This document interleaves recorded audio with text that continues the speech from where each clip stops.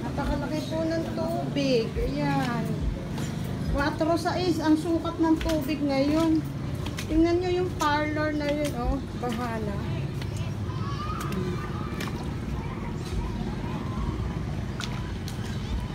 Ayan. Napakalaki ng tubig, mga kadada. Tingnan nyo yung mga bata, oh. San Juan ngayon, June 24, basaan. Kaya ayun sila, mga nagsisipag-swimming. Ayan. Napakalaki po ng tubig, ayan pa, oh. Yung parlor na yan, buti nagpataas siya ng isang hollow block. Kung hindi, lubog na yung loob ng kanyang parlor. Ayan pa, oh.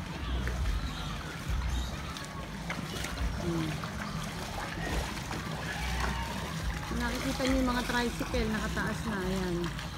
Yung pa yung mga bata doon nagsisipaliguan.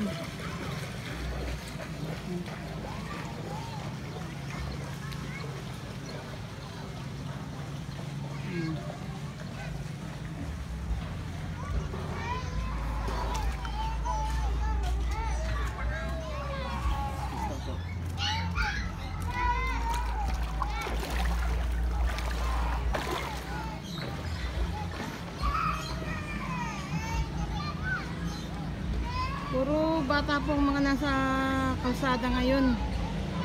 Yan, mga nagpapaliguan.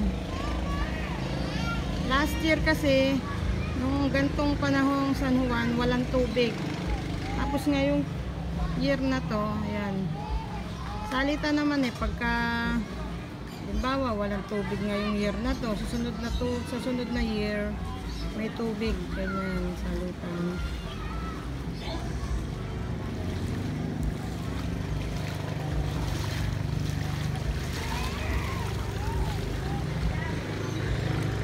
Daming bata dun sa gawin.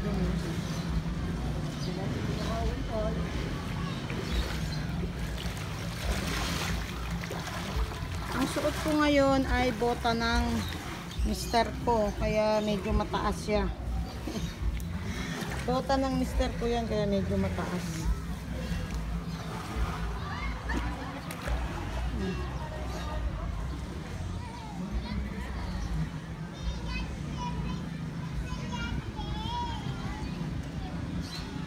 Sa gantong panahon po, madalang na makadiretso ang tricycle kasi lubog na yung sahig ng kaniyang sidecar, di lalong lubog yung mga makina ng motor. Kaya kung hindi ka pupunta sa bayan at wala kang bangka, huwag ka na munang umalis. Tsambahan, kung may tricycle na magsasakay sa iyo, mahal naman ang singil sa iyo. Yan, ganito kalaki ang tubig dito sa amin.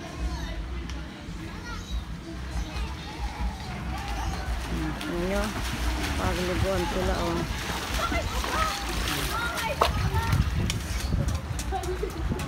Halos malapit na sa tuhod yung mga naglalakad, oh. Tingnan nyo sila, oh. Yan, ganyan, kalaki ang tubig.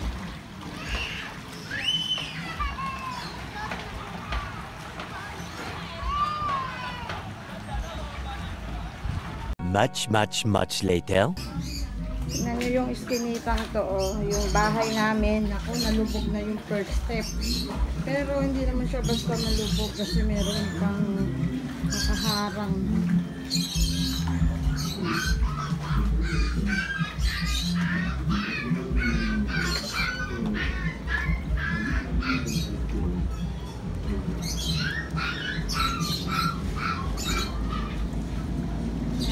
Tubig na to ay dito nanggaling sa Gawing Ilog. Yan na, ang taas-taas na ng tubig. Hindi na ako makagawi sa Gawing Ilog, lulubog na yata yung bota ko. Tingnan nyo yung inaanak ng anak ko, naluluto siya. Kahit nakaupo na lang siya doon.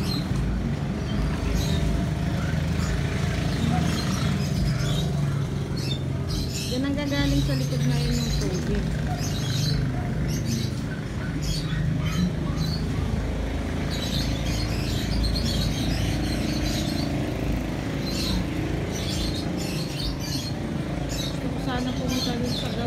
likod na yun. Kaya lang, lubog naman ang bota ko. Ayoko maglusong at lalamigin na naman yung aking sikmura. Ayan.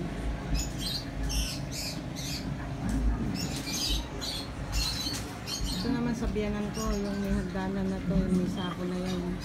Bahay ng biyanan ko yan.